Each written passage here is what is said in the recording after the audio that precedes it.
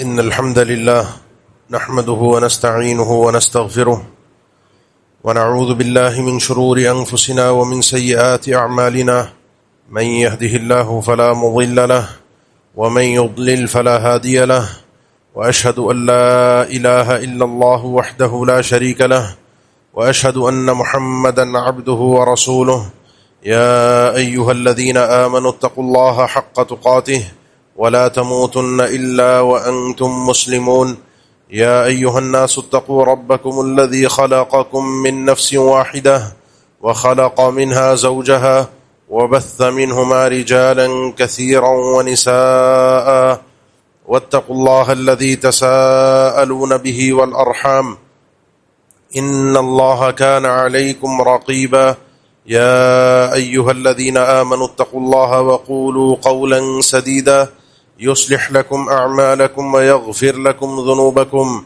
ومن يطع الله ورسوله فقد فاز فوزا عظيما أما بعد فإن أصدق الكلام كلام الله وخير الهدي هدي محمد صلى الله عليه وسلم وشر الأمور محدثاتها وكل محدثة بدعة وكل بدعة ضلالة وكل ضلالة في النار أعوذ بالله من الشيطان الرجيم بسم الله الرحمن الرحيم ألهاكم التكاثر حتى زرتم المقابر كلا سوف تعلمون ثم كلا سوف تعلمون كلا لو تعلمون علم اليقين لترون الجحيم ثم لترونها عين اليقين ثم لتسألن يومئذ عن النعيم۔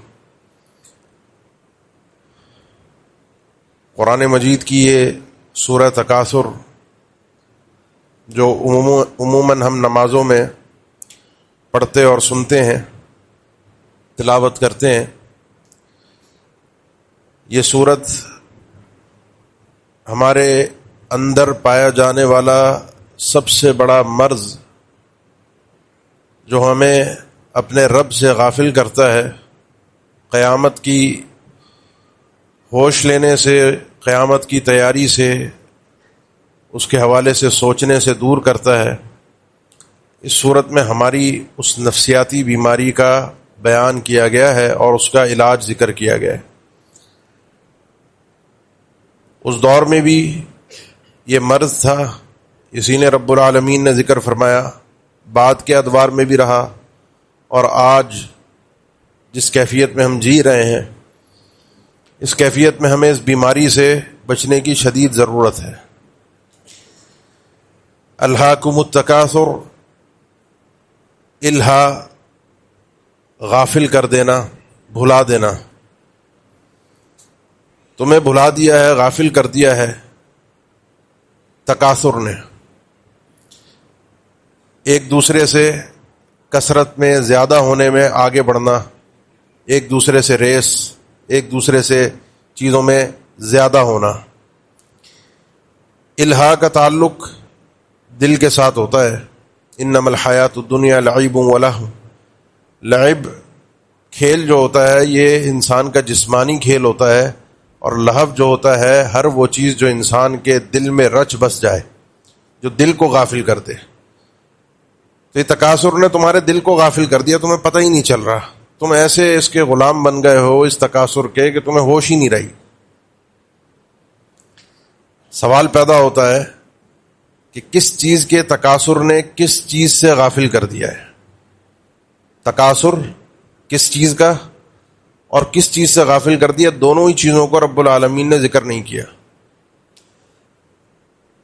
پہلی چیز کا جواب کہ کس چیز سے غافل کر دیا ہے وہ بھی آپ کو پتہ ہے، اور اس کا تذکرہ اس سے پچھلی صورت میں رب العالمین نے ذکر بھی فرمایا ہے، جو سورۃ القارعہ ہے کہ القارعۃ ما القارعہ وما ادراک ما القارعہ یوم یکون الناس کالفراش المبثوث وتکون الجبال کالعہن المنفوش۔ یہ کھٹکھٹانے والی جو دلوں کو بھی کھٹکھٹائے گی، جب یہ زلزلہ برپا ہوگا قیامت کا تو انسان کے ہوش و حواس ختم ہو چکے ہوں گے کہ ہوا کیا۔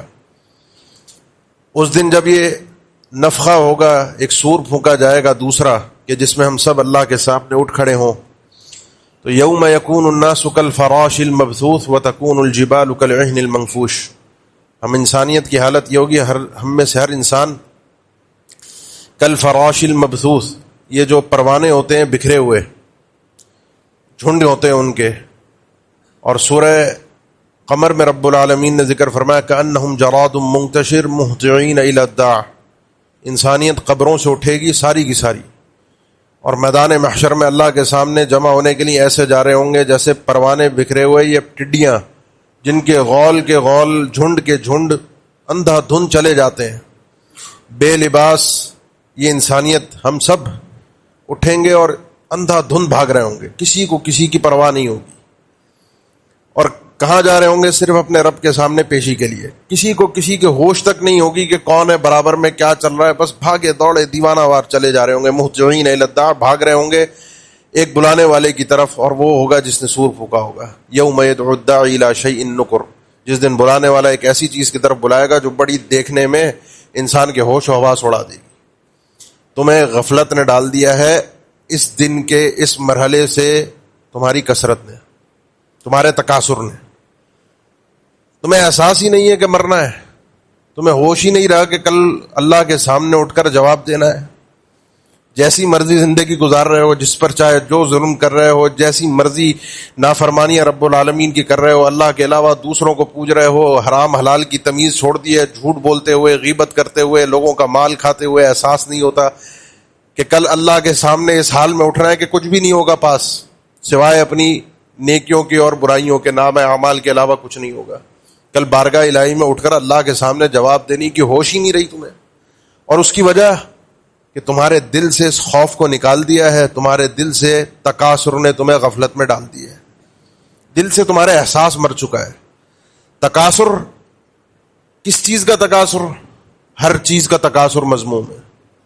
انا اکثر منک مالا واعز نفرا، پڑھتے ہیں آپ سورہ کہف میں دو لوگوں کا واقعہ جس میں ایک بھائی دوسرے بھائی سے بات کر رہا ہے.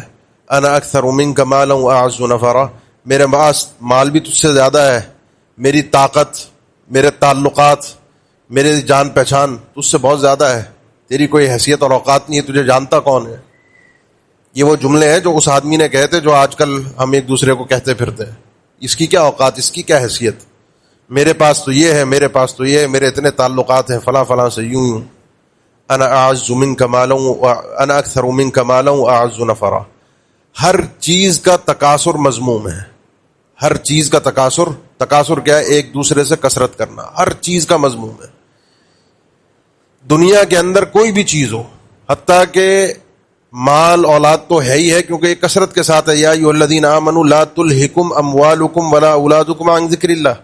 اس آیت میں اللہ تعالیٰ نے جو میں دو سوال ذکر کر رہا ہوں اللہ نے جواب دے دیے کہ کون سی چیز کس چیز سے غافل نہ کرے. لا تلھکم، الفاظ وہی ہیں، الہاکم التکاثر لا تلھکم، تمہیں غافل نہ کر دے، غفلت میں نہ ڈال دے، بھلا نہ دے تمہارا مال اور اولاد عن ذکر اللہ. کس چیز سے؟ اللہ کے ذکر سے. اور اللہ کے ذکر سے مراد یہاں سب کچھ ہے، پورا دین ہے. مضمون کیا ہے؟ مضمون یہ ایک دوسرے سے کثرت میں مال اور اولاد کی آگے بڑھنا، اور انسان کا اللہ کو بھول جانا، آخرت کو بھول جانا، جواب دہی کو بھول جانا. مال اور اولاد بنیادی چیزیں ہیں، اس کے علاوہ ہر چیز اس کے اندر داخل ہے. کسی انسان کو گھروں کا شوق ہوتا ہے، گاڑیوں کا شوق ہوتا ہے، کسی کو فیکٹریوں کا، مال کا، کاروبار کا، کسی کو کسی نوعیت کا. کہیں پہ لوگوں کو بیویوں کی زیادہ تعداد ہونا، اس پر لوگ فخر کرتے ہیں، کہیں پر کسی طرح کا، کہیں پر لوگوں کو اپنے اتباع کا، اپنے چاہنے والوں کا، آج کل وہ لائک شیئر اور کمنٹس والا چکر جو سوشل میڈیا کا ہے وہ بھی ایک عجیب مزاج ہے، اس نے بھی غفلت میں ڈالا ہوا ہے. وَيَوْمَ حُنَيْنٍ إِذْ أَعْجَبَتْكُمْ كَثْرَتُكُمْ فَلَمْ تُغْنِ عَنْكُمْ شَيْئًا. یہ حنین کا دن یاد کرو جس دن تمہاری کثرت نے، ہمارے ساتھ بہت زیادہ لوگ ہیں، تمہیں دھوکے میں ڈال دیا. تمہیں تو تم متعجب ہوئے اس سے، تمہیں لگا کہ ہماری کثرت بہت زیادہ ہے، لیکن نتیجہ کیا نکلا ہے؟ یوم حنین والے دن اس کثرت پر گھمنڈ کی وجہ سے نتیجے سے آپ سب واقف ہیں. اسی طرح یہ ہر چیز کا اضافہ، علم تک کا اضافہ اس نوعیت میں کہ اس میں تکاثر پایا جائے، کثرت میں تکاثر پایا جائے، یہ مضمون ہے. حمزہ الکنانی رحمہ اللہ ایک بڑے محدث گزرے ہیں. ایک حدیث کی ایک دفعہ انہوں نے تحقیق کی اور اس کے جمع کی سندوں کو جا کے حدیث کو تلاش کیا کہا کہ مجھے محسوس ہوا کہ میں نے اس حدیث کی 200 سندیں جمع کی ہیں، 200 سندیں میرے پاس ہیں. خرجت حدیثا واحدا عن 200 طریقا 200 سندوں سے میں نے اس حدیث کو جمع کر لیا ہے. کہتے ہیں اپنا واقعہ پھر بیان کرتے ہیں. ایک دن خواب میں یحییٰ ابن معین بڑے محدث ہیں اور وہ امام العلل ہیں، یعنی محدثین میں بھی وہ آخری درجے کے 4-6 نام جو آتے ہیں ان میں ایک نام یحییٰ ابن معین کا ہے. ان کو خواب میں دیکھا، ابو زکریا کہہ کے ان کی کنیت ہے. ان سے کہا کہ محدث تھے تو ان کو فخریہ طور پہ بتایا کہ اس حدیث کے 200 سندیں میرے پاس جمع ہیں. کہنے لگے وہ کچھ دیر، خواب کی بات ہے، کچھ دیر خاموش رہے. اللہ تعالیٰ خواب کے ذریعے سے بھی بندوں کی نصیحتیں فرماتا ہے. لم یبق من النبوۃ الا المبشرات، اور مبشرات اللہ کے نبی صلی اللہ علیہ وسلم نے فرمایا رؤیا صالحہ، نیک خواب آتے ہیں جس سے انسان کو اصلاح کی، کچھ آگے کی تدبیروں کی، کوئی غلطیاں ہو رہی ہوتی ہیں تو اس کی اصلاح کی اللہ تعالیٰ کچھ نہ کچھ سوجھ بوجھ دے دیتا ہے کہ یوں کر لو تو آگے آنے والے اس نقصان سے بچ جاؤ گے. ہم تو خوابوں میں دنیا تلاش کرتے ہیں کہ دنیا کا کوئی نقصان ہو رہا ہے، اس کو دیکھ کے اس کی تعبیر معلوم کر کے کیا کیا جائے. یہاں دینی نقصان کے حوالے سے اللہ نے پیغام بھجوایا. تو کہا کہ وہ خاموش رہے، اور خاموش رہنے کے بعد انہوں نے یہی آیت پڑھی الہاکم التکاثر. یہ 200 حدیثوں کے چکر میں، 200 سندوں کے چکر میں پڑھ کر یہ کثرت تمہیں غافل کر رہی ہے. علم کا مقصود کثرت نہیں ہے اس تکاثر میں پڑ جانا. علم کا مقصود تو عمل ہے. ہر چیز کی کثرت مضموم ہے ایک دوسرے سے آگے نکلنا. کثرت وہ والی کثرت جس میں تکاثر پایا جائے. البتہ دین کے معاملے میں، عبادت کے معاملے میں تکاثر قابل تعریف چیز ہے. اور وہ تکاثر کیا ہے کہ آپ ایک نیکی کر رہے ہیں، میں چاہوں میں آپ سے بڑھ کر نیکی کروں. اس میں کسی کی نیکی مجھے تکلیف، اصل میں دنیا تکلیف دیتی ہے. انسان دنیا میں کسی کو اپنے آپ سے آگے نکلتا ہوا برداشت نہیں کر سکتا. یہ مجھ سے آگے کیسے نکل گیا، یہ مجھ سے آگے بڑھ کیسے گیا. اس کو پیچھے کرنے کے چکر میں لگتا ہے. پھر اس میں حلال حرام، جھوٹ سچ، اللہ کی فرمان نافرمانی، ہر چیز اس کے اندر شامل ہوتی ہے. تو بندہ جو ہے وہ اس انداز میں جب دنیا کے اندر آگے بڑھنے کی ایک دوسرے سے کوشش کرتا ہے، رب العالمین نے کہا یہ دنیا نہیں، دین کے اندر یہ کام کرو. سابقوا وسارعوا الی مغفرۃ من ربکم. دنیا دین کے معاملے میں آگے بڑھو. اور دنیا کے کچھ معاملات ایسے ہیں دنیا کے کہ اس کے اندر بھی ایک دوسرے سے آگے بڑھنا، اس نیت سے کہ میں اس سے آگے بڑھوں، اچھی نیت کے ساتھ آگے بڑھنا، اچھی نیت کے ساتھ قابل تعریف ٹھہرتا ہے. اللہ کے نبی صلی اللہ علیہ وسلم نے فرمایا تزوجوا الودود الولود فانی مکاثر بکم الامم. بھئی ایسی عورتوں سے شادی کرو جو محبت کرنے والی خاتون ہو اور اس سے اولاد بھی زیادہ پیدا ہو اور بچے زیادہ پیدا کرو. فانی مکاثر بکم الامم. اس کثرت کی وجہ سے کل قیامت کے دن مجھے بھی، میرے امتی، میرے چاہنے والے، میرے پیچھے چلنے والے زیادہ ہوں گے. یہ قابل تعریف چیز ہے. آخرت، چونکہ مقصود آخرت ہے، دنیا کو ذریعہ بنایا، زیادہ اولاد آخرت میں اللہ کے نبی صلی اللہ علیہ وسلم کی امتی بنے. اس نیت سے زیادہ اولاد ایک دوسرے سے ہونا قابل تعریف عمل ہے. لیکن اس لیے زیادہ ہونا کہ بس زیادہ ہو، میرے ٹھاٹ باٹ زیادہ ہوں، تو یہ چیز انسان کو لے ڈوبتی ہے. اعلموا انما الحیات الدنیا لعب ولہو وزینۃ وتفاخر بینکم وتکاثر فی الاموال والاولاد. اچھی طرح سمجھ لو، جان لو، اس بات کو اپنے دل و دماغ میں بٹھا لو. انما الحیات الدنیا لعب ولہو. یہ دنیا کی زندگی، اس کا آغاز ہوتا ہے کھیل سے، پھر اس کا آگے مرحلہ آتا ہے لہو کا، جو انسان ایک موج مستی میں گھومتا ہے. پھر اس کے بعد تیسرا مرحلہ آتا ہے زینت کا، خوبصورتی بننا، سنورنا، ہینڈسم بننا، شوشا.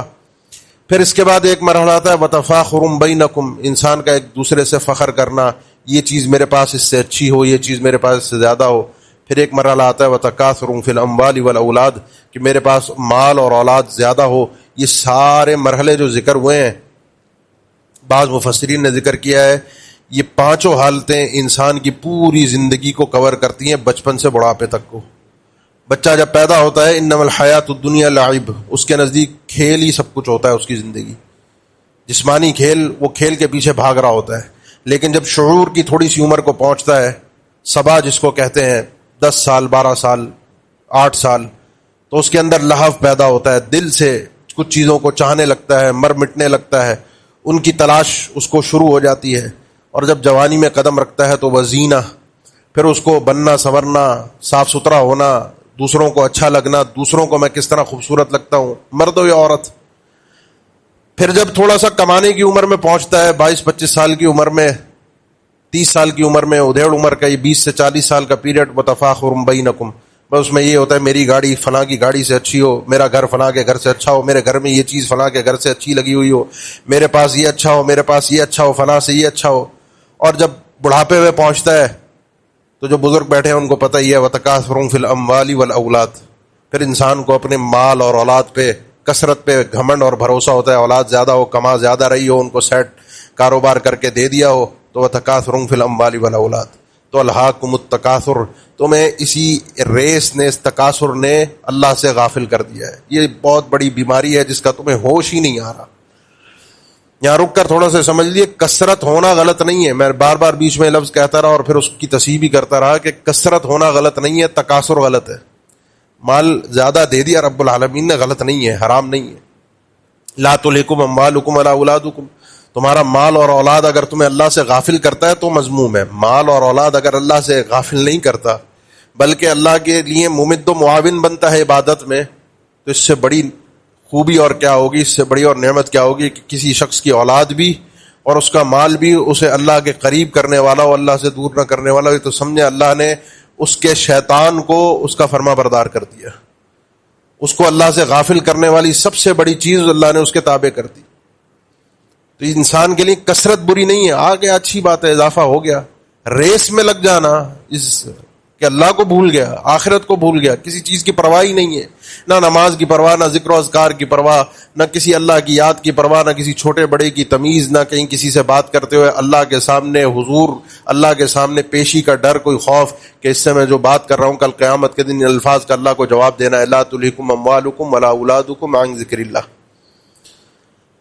یہ چلتا رہتا ہے. وہ جو آیت میں نے پڑھی نا، انما الحیات الدنیا لعب ولہو وزینۃ وتفاخر بینکم وتکاثر فی الاموال والاولاد. چلتا رہتا ہے، انسان اسی ریس میں لگا رہتا ہے، ان مراحل سے گزرتا رہتا ہے. لیکن ہوتا کیا ہے؟ حتی زرتم المقابر، یہاں تک کہ تم دیکھ بیٹھے، زیارت کر بیٹھے قبرستان کی، قبروں تک پہنچ گئے، قبریں دیکھ لیں، پتہ چل گیا ہوا کیا تھا. سب گھمنڈ، سب خواب، سب نکل کے رہ گیا. صحابی رسول فرماتے اللہ کے نبی صلی اللہ علیہ وسلم نے فرمایا کہ میں اللہ کے نبی صلی اللہ علیہ وسلم کے پاس پہنچا، صحیح مسلم کی حدیث ہے، آپ کو میں نے یہ آیت پڑھتے ہوئے سنا، الہاکم التکاثر حتی زرتم المقابر. اور اس کے بعد اللہ کے نبی صلی اللہ علیہ وسلم نے فرمایا، ابن آدم کہتا ہے مالی مالی، میرا مال میرا مال. اس کو اپنے مال پہ گھمنڈ ہوتا ہے. یہی چیز تو ہم نے عزت کا معیار بنا دی ہے، اسی بنیاد پر ہم جیتے ہیں، اسی کے لیے مر رہے ہیں، اسی لیے سب کچھ ہو رہا ہے. یقین جانیے ساری دنیا صرف پیسے کے گرد گھوم رہی ہے، ساری دنیا. تو وہ اپنے مال پر چلاتا ہے. اب سوچیے حقیقت میں مال کیا ہے. یہ صحیح مسلم کی جو حدیث ہے اس میں دو سندیں ہیں. ایک سند میں ہے کہ بندہ ابن آدم کہے کہ میرا مال، تیرا مال ہے کیا؟ الا ما اکلت فافنیت او لبست فابلیت، جو کھا لیا ہضم ہو گیا، جو پہن لیا بوسیدہ ہو گیا، باقی اگر کچھ صدقہ ودقہ آگے بھیج دیا وہ تو نے اپنے لیے باقی چھوڑا. اور دوسری روایت میں ہے اور اس کے علاوہ جو مال ہے نا وہ سب کا سب چھوڑ کے ذاہب وتارکہ للناس. یہ بڑی بڑی جو جائیدادیں ہیں، بینک بیلنس، انسان یقین جانے جب روح نکل رہی ہوتی ہے 1% کام کا پھر نہیں رہتا، سب کچھ چھوڑ کے جانا پڑتا ہے آگے وارثین کے لیے. کوئی ایک چیز بھی ساتھ نہیں جاتی. حتی زرتم المقابر، سب کچھ چھوڑ کے تم قبرستان پہنچ گئے. کسی دن تدفین میں عموماً جاتے ہیں نا آپ لوگ قبرستان، تدفین میں کسی دن جائیں، اس تدفین میں جا کر دیکھیں قبر میں، آپ جاتے ہوئے بھی سوچیں اور آتے ہوئے بھی سوچیں. قبرستان جائیں اللہ کے لیے، اس موقع پر، اس جگہ پر، وہ جگہ ایسی ہے کہ جہاں پر انسان کے رونگٹے کھڑے ہونے چاہیے. لیکن دکھ اور افسوس یہ ہوتا ہے کہ وہاں جا کر بھی لوگ ہنس رہے ہوتے ہیں، مذاق کر رہے ہوتے ہیں، موبائل میں ان کی میمز چل رہی ہوتی ہیں، لطیفے چل رہے ہوتے ہیں، کھول کے سائڈ پہ بیٹھ جاتے ہیں. 10 منٹ کا بھی انتظار نہیں کہ تدفین ہو رہی ہے تو اس پہ بھی انسان کوئی اللہ کو یاد کر لے، اس میں بھی دنیا کے اندر غرق ہوا انسان. الہاکم التکاثر. لیکن بہرحال جائیں تو اپنے لیے اس زیارت سے پہلے زیارت کو نفع بخش بنا لے. وہ جو آخری زیارت ہونی ہے، وہ آخری بار جب جانا ہے اس سے پہلے جب جاتے ہیں تو تھوڑا سا خیال کیجئے جاتے ہوئے اور آتے ہوئے. جاتے ہوئے اللہ کے نبی صلی اللہ علیہ وسلم کے اس فرمان کو اپنے ساتھ لے کر جائیے کہ بندہ جا رہا ہے، اس کے ساتھ میں ہوں، اس کی اولاد ہے، بچے ہیں، رشتہ دار ہیں، سارے لوگ ہیں، مال، نام، شہرت سب اس کے ساتھ ساتھ آیا ہے. اس کے اعمال بھی آئے جو ہمیں نظر نہیں آ رہے. قبر میں اتری اولاد، قبر میں اتارا، اب قبر میں رہا کوئی نہیں، باہر آ گیا. اب اس کے بعد اس کے اوپر مٹی ڈلتی ہے. مٹی ڈلنے کے بعد اولاد، بچے، کوئی چیز یقین جانیے کوئی ساتھ رہ ہی نہیں سکتا، کوئی نہیں رکے گا. اب جب وہ واپسی میں جب وہ قدم چلیں گے نا، اولاد کے، بچوں کے، ماں باپ کے، کوئی بھی ساتھ آیا ہے، رشتہ دار کوئی بھی آیا ہے، وہ قدم جب وہ اٹھا کے چلیں گے نا، اللہ مجھے وہ آوازیں سنوائے گا، وہ میرے کانوں میں وہ آوازیں پڑیں گی. حتی یسمع قرعن عالم، ان کے جوتوں کی آواز کو وہ صرف سنتا ہے. اس حسرت کے لیے، اس ندامت کے لیے کہ جن کے لیے جیے، جن کے لیے حلال اور حرام کو چھوڑا، جن کے لیے ریس پہ لگے، وہ چھوڑ کے چلے گئے، کوئی ساتھ نہیں سوائے کھاتے کے، سوائے اس کے کہ جو نام دنیا کے اندر نام اعمال بنایا تھا، اور اس میں جتنا اللہ کی یاد تھی، جتنی عبادات تھیں، جتنا انسان کر کے آیا تھا. ایک سبحان اللہ، قیامت کا دن، یہ قبر سے لے کر قیامت کے دن تک ہر آدمی حسرت میں ہوگا. وہ آدمی جو غافل تھا وہ تو چیخے گا، چلائے گا، رب ارجعن لعلی اعمل صالحا فیما ترکت. اللہ واپس بھیج دے، اللہ کسی طرح واپس بھیج دے، میں انسان کا بچہ بنوں گا، نیک عمل کر کے آؤں گا. رب لولا اخرتنی الی اجل قریب فاصدق واکن من الصالحین. اللہ تھوڑی سی اتنی مہلت دے دے کہ میں صدقہ کر سکوں، اپنی مال و جائیداد جس کثرت کے لیے میں جی رہا تھا، ریس لگا رہا تھا، وہ سب میں بانٹ کے آؤں گا، سب ختم کر کے آؤں گا. اپنے بچوں کو کچھ نہ ملے، میری اولاد کو کچھ نہ ملے، میں سب تقسیم کر کے آؤں گا، سب اللہ کی راہ میں صدقہ کر کے آؤں گا، نیک صالح بن کے آؤں گا. وَلَن يُؤَخِّرَ اللَّهُ نَفْسًا إِذَا جَاءَ أَجَلُهَا، ایک لمحے کی بھی مہلت نہیں ملے گی. اب وہاں پر نام اعمال بندے کا ساتھ ہے، کتنا رو لے، گڑ گڑا لے، اللہ سے مانگ لے. وہ جو بندہ مانگ رہا ہے، گڑ گڑا رہا ہے، وہ وقت میرے اور آپ کے پاس آ جائے. میں نے کہا اسی لیے قبرستان یا حتی زرتم المقابر، وہ زیارت ہوگی اس وقت، اس زیارت کے بعد واپسی دنیا میں نہیں ہے، اس کے بعد تو پھر آگے نکلنا ہے، یا جنت ہے یا جہنم ہے. اس زیارت سے پہلے جو زیارتیں کرتا ہے انسان، کہیں پر رک کے کوئی بریک تو لگائے، کہیں پر رک کے سوچے تو صحیح، میں کس طرح کی زندگی گزار رہا ہوں، کیا کر رہا ہوں، کس طرح کی ریس میں لگا ہوں، دنیا سے بالکل غافل ہوں. اور میں ایسے لوگ کوئی دنیا کے اندر غرق لوگ ہوں، یقین جانیے ان کو اپنے کسی والد، بچے، کسی کے بھی مرنے پر کوئی فرق نہیں پڑتا. وہی دنیا کی شوشام میں، دنیا کے دکھاوے میں، لوگوں کے ساتھ اپنا اسٹینڈرڈ اور اسٹیٹس بنانے میں لگے ہوئے ہوتے ہیں، میت پر بھی. حتی زرتم المقابر، انسان کا نامہ اعمال اب اس کے ساتھ ہے، اس کی نیکیاں اس کے ساتھ ہیں. حسن بصری رحمہ اللہ اور کئی محدثین اکثر قبروں سے گزرتے، اکثر سلف کے بارے میں آتے، پوچھتے اپنے لوگوں سے، دوستوں سے، ساتھیوں سے. اور خیر خواہی یہی ہے کہ اپنے بھائیوں کا، اپنے ساتھ والے لوگوں کا فائدہ کیا جائے، نصیحت کی جائے. کہتے ہیں اگر یہ قبر والا دنیا میں واپس آ جائے تو یہ کیا کرے گا، کیا چاہے گا. ہر ایک کے مختلف موقعوں پہ لوگوں کے جواب ہیں، یہ صدقہ بھی کرے گا، یہ نماز پڑھے گا، یہ نیک بن کے رہے گا، یہ دعائیں کرے گا، یہ کرے گا، یہ کرے گا. حسن بصری رحمہ اللہ نے فرمایا جو یہ اس کی تم سمجھ رہے ہو نا، اس کی تمنا ہے، وہ تمہارے پاس ابھی وقت موجود ہے، وہ لمحات تمہارے پاس ہیں، جو تمنا تم نے بعد میں کرنی ہے وہ اللہ نے تمہیں موقع بھی دیا ہوا ہے.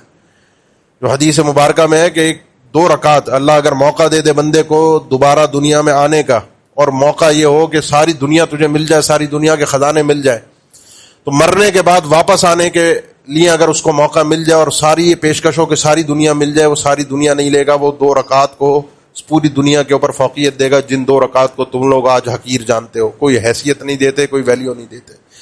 ان 2 رکعت کا فائدہ اس کو اپنی قبر میں جانے کے بعد جو نظر آیا ہوگا، وہ پوری دنیا کے خزانے بھی اس کے سامنے کوئی اوقات اور حیثیت نہیں رکھتے. حتی زرتم المقابر، انسان قبر تک پہنچ گیا، زیارت کر لی، ہوش نہ آیا، پلٹ نہ آ سکا، تو کوئی فائدہ نہیں ہے. کلا سوف تعلمون ثم کلا سوف تعلمون، کلا ہرگز نہیں، جس طرح کی زندگی گزار رہے ہو مت گزارو، لیکن گزارتے رہو گے، اس دنیا کی غفلت میں پڑتے رہو گے. سوف تعلمون، ان قریب تم بخوبی جان لو گے. ثم کلا سوف تعلمون، پھر اللہ نے تاکید کے ساتھ فرمایا ہرگز ایسا نہ کرو، ہرگز اس طریقے کی زندگی مت گزارو، اس غفلت میں مت پڑو، نہیں تو آگے پچھتاؤ گے. سوف تعلمون، ان قریب تم جان لو. کلا لو تعلمون علم الیقین، کلا ہرگز نہیں، رک جاؤ، باز 3 دفعہ کلا ہے کہ اپنی ان حرکتوں سے باز آ جاؤ، سمجھ جاؤ، کیونکہ یہ معاملہ اتنا خطرناک ہے کہ میں اور آپ سنبھل ہی نہیں رہے، اور سنبھل سکتے بھی نہیں ہے. کچھ دیر کی نصیحت ہوتی ہے، کچھ دیر کا فائدہ ہوتا ہے، گھنٹے 2 گھنٹے کوئی بات کا اثر رہ گیا تو رہ گیا، وہ بھی بمشکل. پھر دوبارہ وہی دنیا کی ریل پیل، دنیا کے معاملات لوگوں کے ساتھ چھینا جھپٹی کے اندر لگ گئے. کلا لو تعلمون علم الیقین، کاش کہ تم جان لو گے، جب تم جانو گے علم الیقین، یقینی علم. اور وہ یقینی علم اس وقت ہوگا جب اللہ کے سامنے انسان قبر کے اندر پہنچنے کے بعد پیش ہونے کی تیاری کر رہا ہوگا. اس وقت تمہیں سب کچھ یقینی طور پہ سمجھ میں آ جائے گا. وہ علم یقین اللہ نے جو بتایا تھا کہ یہ سب کچھ ہوگا، قبر میں یہ ہوگا، قیامت میں یہ ہوگا، سارے اعمال پیش ہوں گے، نیکیاں گناہ برائیاں سب پیش ہوں گی. ما لهذا الكتاب لا يغادر صغیرۃ ولا کبیرۃ الا احصاها، یہ نامہ اعمال ایک چھوٹی بڑی چیز کوئی ایسی نہیں ہوگی جو اس میں موجود نہ ہو. فمن يعمل مثقال ذرۃ خیرا یرہ ومن يعمل مثقال ذرۃ شرا یرہ، ایک ذرہ بھی اگر نیکی کی ہوگی، ہر انسان مسلمان ہو یا کافر اس کو دیکھے گا ضرور. ہر انسان جو مسلمان ہو یا کافر اس نے گناہ جو کیا ہوگا اس کو دیکھے گا ضرور. لیکن ثواب اور گناہ یہ پھر اللہ کے آگے احکامات مختلف ہے. کافر کو اس کی نیکی کا کوئی بدلہ نہیں دیا جائے گا. فجعلناہ ھباء منثورا، ان کو ریت کے ذرات، معمولی ریت کے ذرات چھوٹے چھوٹے بنا کے ہوا میں اڑا کے اس کی نیکیوں کو رکھ دیا جائے گا. آپ چاہتے ہیں کہ اگر آپ کے گناہوں کو اس طرح سے ہوا میں اڑا کے رکھ دیا جائے، کوئی ویلیو اور گناہوں کی حیثیت باقی نہ رہے، وقت آ جائے، سمجھنے کا وقت آ جائے. لَتَرَوُنَّ الْجَحِيمَ، تم میں سے ہر آدمی لازمی دیکھے گا جحیم کو، جہنم کو. ہر آدمی نے دیکھنا ہے. ثم لترونها عین الیقین، اور اپنی یقینی آنکھوں سے دیکھنا ہے. ہر انسان جہنم کو دیکھے گا. وجیء یومئذ بجہنم، اس دن جہنم کو لایا جائے گا ساری انسانیت کے سامنے. یومئذ یتذکر الانسان وانى له الذکری، ساری انسانیت اس جہنم کو دیکھ کر یہ کہے گی یتذکر الانسان، اس دن انسان نصیحت حاصل کرے گا. وانى له الذکری، اور اس وقت سمجھنے کا، سنبھلنے کا، سدھرنے کا کوئی فائدہ نہیں ہوگا. ہر انسان کرے گا. کافر تو، بدبخت تو، گناہگار تو، وہ آدمی جس نے جہنم میں جانا وہ تو پچھتائے گا ہی پچھتائے گا. کاش کہ کسی طرح واپس نکل جاؤں، اللہ واپس بھیج دے، دنیا کے اندر نیک بن جاؤں گا. اس وقت بھی یہ تمنا کرے گا، جہنم میں جا کر بھی تمنا کرے گا اللہ واپس بھیج دے، میں انسان کا بچہ بنوں گا، نیک بنوں گا، اللہ واپس بھیج دے. مرتے دم سے لے کر قیامت کے میدان میں جہنم میں جانے کے بعد ہر لمحے وہ یہی پکار رہا ہوگا اللہ واپس بھیج دے، میں صحیح سدھر کے نیک صالح اعمال کر کے آؤں گا، اللہ واپس بھیج دے. وہ واپسی ابھی آپ کے پاس، آپ کا آج حال ہے، یقین ہے. اس واپسی کی تمنا کرنے سے پہلے اپنے اس حال کے اندر انسان کسی طرح اپنے آپ کو بدل لے. لیکن نیک آدمی بھی اس دن پچھتائے گا. اور اس کا پچھتانا کیا ہوگا؟ اس کا پچھتانا یہ ہوگا کہ کاش کچھ اور بھی کراتا، کاش کچھ زیادہ کراتا، کاش ایک سبحان اللہ اور ہو جاتا میرے نام اعمال میں، کاش ایک الحمدللہ اور ہو جاتا، کاش 2 رکعت اور ہو جاتی، کاش ایک نفلی روزہ اور ہو جاتا، کاش میں جھوٹ نہ بولتا، کاش میرا یہ مسئلہ خراب نہ ہوتا، کاش میں نے گناہ نہ کیا ہوتا. بخش تو جا رہا ہے، بخشا تو جا رہا ہے، نکل تو جا رہا ہے، نیک ہے، بچ گیا، جنت میں جا رہا ہے، لیکن پھر بھی یہ کاش ختم نہیں ہوگا.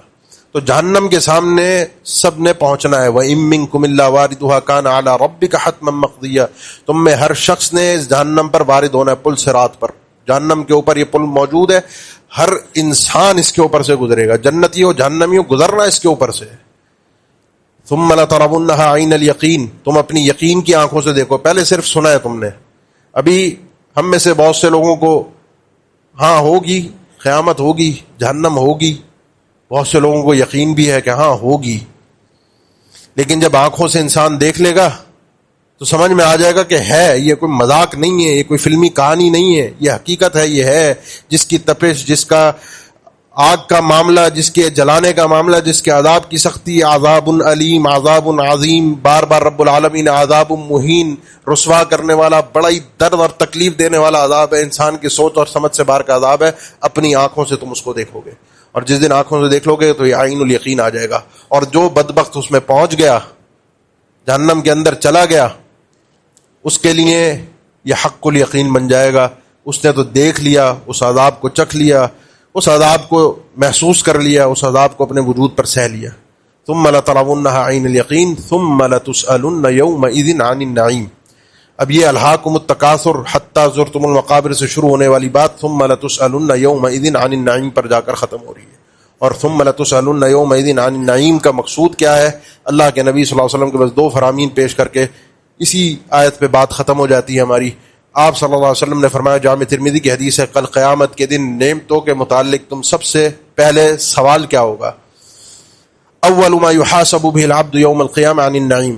جب نعمتوں کا حساب کتاب جو اللہ نے دی ہیں ان کا حساب و کتاب اللہ کی بارگاہ میں شروع ہوگا تو اس میں پہلا سوال بندے سے یہ ہوگا اللہ تعالیٰ کی طرف سے الم نصح لک جسمک ونرویک من الماء البارد، بھائی بتا صحت مند تھا، صحیح سالم جسم تھا، بیماریوں سے پاک، بچپن میں سب کا ہوتا ہے، جوانی میں سب کا ہوتا ہے، وہ تو بڑھاپے کے امراض ہوتے ہیں، تجھے بالکل صحیح سالم پیدا کیا تھا، صحیح سالم جسم دیا تھا، تجھے پینے کے لیے ٹھنڈا پانی میسر کیا تھا، ٹھنڈا پانی گرمی کے اندر نعمت کے طور پہ ملتا تھا، حساب دے۔ سیدنا ابو بکر اور عمر رضی اللہ تعالیٰ عنہما، مشہور واقعہ آپ نے 20 بار اس ممبر سے سنا ہوگا، غور کیجئے گا۔ بھوک کی شدت میں جب اللہ کے نبی صلی اللہ علیہ وسلم کے ساتھ تینوں پریشانی کے عالم میں نکلے ہوئے تھے، تینوں بھوکے تھے اور شدید بھوکے تھے، تو آخرکار ایک انصاری صحابی کو محسوس ہوا، بلا لیا اپنے گھر، اپنے باغ میں لے گیا، لے جا کر فوراً ہی شربت نما نبیز ٹھنڈا پانی، کھجوروں کے اندر مکس ہوا پانی، کھجوریں لا کر سامنے رکھیں، کھجوریں کھلائی گئیں، وہ ٹھنڈا پانی پیا، وہ مشروب پیا۔ اس کے بعد اتنی دیر میں اس نے اپنا جانور ذبح کیا، گوشت تیار کیا کھانے کے لیے، اور گوشت کھایا۔ اس کھانے کے بعد اتنی بھوک کی شدت، اللہ کے نبی صلی اللہ علیہ وسلم نے فرمایا سیدنا ابو بکر اور عمر سے، ثم لتسألن یومئذ عن النعیم، یہ آیت پڑھی کہ قیامت کے دن اس نعمت کا، یہ جو اتنی بھوک کی شدت میں تم نے کھایا ہے، اس کا کل قیامت کے دن تم سے سوال کیا جائے گا، پوچھا جائے گا۔ بتاؤ، بات یہ ہے سوال کیا ہوگا، اور بات یہ ہے کہ جواب کیا دینا ہے۔ سوال کیا ہوگا اور جواب کیا؟ سوال تو سیدھا سا ہے کہ نعمت ملی تھی، اب ان کو ملا اتنی بھوک کے بعد، میرا تو صبح شام کا کھانا پینا یہی ہے، اسی نوعیت کی چیزیں کھاتا ہوں، اس سے اچھا پہننے کی کوشش ہوتی ہے، اچھے سے اچھا لائف سٹائل ہوتا ہے میرا، دوسروں کو کمتر دکھا رہا ہوتا ہوں، الہاکم التکاثر، جی اسی لیے رہا ہوتا ہوں کسی طرح میں پیسہ کما لوں۔ جواب کیا ہے؟ جواب یہ ہے اللہ، یہ جو تیری نعمتیں تھیں دی تو تو نے تھی، ٹھنڈا پانی بھی دیا، جسم بھی صحیح دیا، بیماریوں سے پاک جسم تھا، کھانے کے لیے اچھی سے اچھی نعمت مل جایا کرتی تھی، ان نعمتوں کا میں نے شکریہ ادا کیا کہ ان نعمتوں کو اپنے وجود پر لگنے کے بعد تیری عبادت میں اپنے اس وجود کو استعمال کیا۔ سوال کیا؟ جواب یہ ہے کہ اللہ ان نعمتوں کے استعمال کے بعد عبادت کر کے ہی آیا ہوں۔ اگر یہ جواب میرے پاس موجود نہ ہوا دینے کے لیے کہ ان نعمتوں کے استعمال کے بعد میں نے ان نعمتوں کو اللہ کی عبادت میں صرف نہیں کیا، اللہ کا شکر ادا نہیں کیا، تو جواب نہیں بن پائے گا اور انسان پھنس جائے گا، کیونکہ نعمت ایک ایک چیز اللہ کی دی ہوئی ہے۔ اس لیے نکلی اس غفلت سے، الہاکم التکاثر حتی زرتم المقابر، اس سے پہلے کہ انسان حقیقت میں اس کا اعلان لگ جائے، وہ خود قبر میں پہنچ جائے، خود قبر میں لیٹا ہو، اور جتنے جا چکے یقین جانی ان سب کو پتہ چل چکا ہے یقینی طور پہ کہ وہ کس غفلت میں تھے اور کہاں سے کہاں نکل آئے۔ اس سے پہلے کہ میرا یہ خواب ٹوٹے، میری آنکھیں کھلیں، مجھے یقین آئے، اور ایسا یقین کہ جس کے بعد جس یقین کے آنے کا کوئی فائدہ نہ ہو، آج یقین کر لے انسان، کچھ تو اضافہ کرے۔ میری اس گفتگو کا نچوڑ مجھے حاصل ہو جائے گا، فائدہ ہو جائے گا مجھے بھی اور آپ کو بھی، کہ یہاں سے عزم کر کے اٹھیں، کچھ تو تبدیلی لائیں، کوئی تو گناہ ہو جس کو چھوڑنے کا عزم کرے جو میں کر رہا تھا اللہ کے لیے، کوئی تو نیکی ہو جو میری کھاتے میں نہیں تھی اس کا میں اپنے کھاتے میں اضافہ کر لوں، روزانہ کی ہو، ہر وقت کی ہو، ہر لمحے کی ہو، مہینے کی ہو، سال کی ہو، وہ نیکی میرے کھاتے میں آ جائے۔ اپنی مال کمانے کے چکر میں کبھی اللہ کو پیچھے نہیں کروں گا، اللہ کی یاد کو پیچھے نہیں کروں گا، آخرت کو نہیں بھولوں گا۔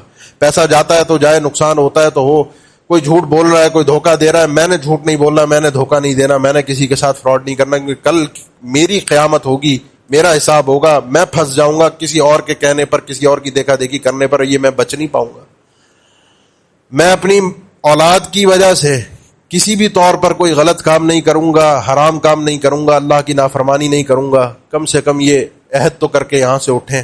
الہاکم التکاثر، اور جب اللہ کے لیے سورت سنیں، نمازوں میں پڑھی جاتی ہے عموماً مغرب عشاء کی نماز میں، جب پڑھنے میں آپ کے آئے تو یہ جو کلمات ہیں ان میں سے کچھ نہ کچھ ذہن میں لے آئیے گا کہیں نہ کہیں، تاکہ بار بار میری اور آپ کی اصلاح ہوتی رہے۔ اقول قولی ھذا واستغفر اللہ لی ولکم، آخر دعوانا الحمد للہ رب العالمین۔ الحمد للہ علی احسانہ والشکر لہ علی توفیقہ وامتنانہ، واشهد ان لا الہ الا اللہ وحدہ لا شریک لہ تعظیما لشأنہ، واشهد ان محمدا عبدہ ورسولہ الداعی الی رضوانہ، صلی اللہ علیہ وعلی آلہ واصحابہ واخوانہ وسلم تسلیما کثیرا۔ اما بعد، اللہ کی دی ہوئی نعمتوں پر شکریہ ادا کرنے کا ایک خاص طریقہ یہ ہے کہ اللہ کے نبی صلی اللہ علیہ وسلم نے تقریباً ہر نعمت کے حوالے سے ہمیں دعائیں سکھائی ہیں. کھانے کی بھی دعا ہے، کھانا آغاز کھانے کے بعد. نئے کپڑے پہننے کی بھی دعا ہے. نئی سواری ہے، ویسے بھی سواری پر سوار ہونے کی دعا ہے. اس کے علاوہ آپ کے حوالے سے جو آپ کو نئی چیزیں نصیب ہوتی ہیں ان کے لیے ہمیں دعائیں سکھائی گئی ہیں. ان دعاؤں کو پڑھنا، ان کے معنی اور مفہوم کو سمجھنا کہ اس میں ہے کیا، بات میں اللہ سے کیا رہا ہوں، کیا مانگ رہا ہوں، یہ ان نعمتوں کے شکریہ کا ایک آغاز ہے کہ کم از کم اس نعمت کی قدر تو کی انسان نے کہ الحمد. اور ہر دعا کے اندر الحمدللہ سے بات شروع ہوتی ہے. الحمدللہ الذی اطعمنی ھذا ورزقنی من غیر اطعم وسقى وسوغ وجعل له مخرجا. الحمدللہ الذی کسانی ھذا الثوب من غیر حول من ولا.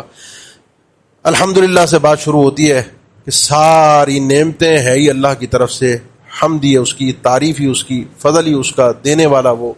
بس اس کلمے کو کسی طرح سے ہر وقت ہر لمحے انسان ایک لقمہ کھاتا ہے، صحیح مسلم کی حدیث ہے، اور اللہ کی حمد کرتا ہے. اللہ تعالیٰ کو اس کا یہ الحمدللہ کہنا لقمے پر اللہ کو بڑا پسند ہے. تو اس کو کم سے کم اپنی زندگی میں اللہ کا نام، پھر اسی میں مزہ جب آتا ہے جب انسان کوئی تکلیف پہنچتی ہے، کوئی مصیبت آتی ہے، کوئی خبر غم ملتی ہے، اس پہ بھی الحمدللہ کہہ دیتا ہے، الحمدللہ علی کل حال. تو پھر یہ بندہ بن جاتا ہے حمادون، جو سب سے فضیلت والے بندے ہیں، قیامت کے دن سب سے اونچا مقام رکھنے والے حمادون، جو ہر وقت اللہ کی حمد کرتے ہیں. اچھائی مل جائے اس پر بھی، نعمت مل جائے اس پر بھی، کوئی تکلیف پہنچے اس پر بھی الحمدللہ، کیونکہ یہ اپنے اللہ کو جانتے ہیں کہ اللہ بندے کے ساتھ کبھی بھی برا نہیں کرتا. جو برائی پہنچی ہے اس میں بھی کوئی نہ کوئی اللہ کی نعمت ہے، اس پر الحمدللہ. بندے کو یہ فلسفہ سمجھ میں آ جائے تو وہ نعمتوں کا شکریہ ادا کرنے والا بن جاتا ہے.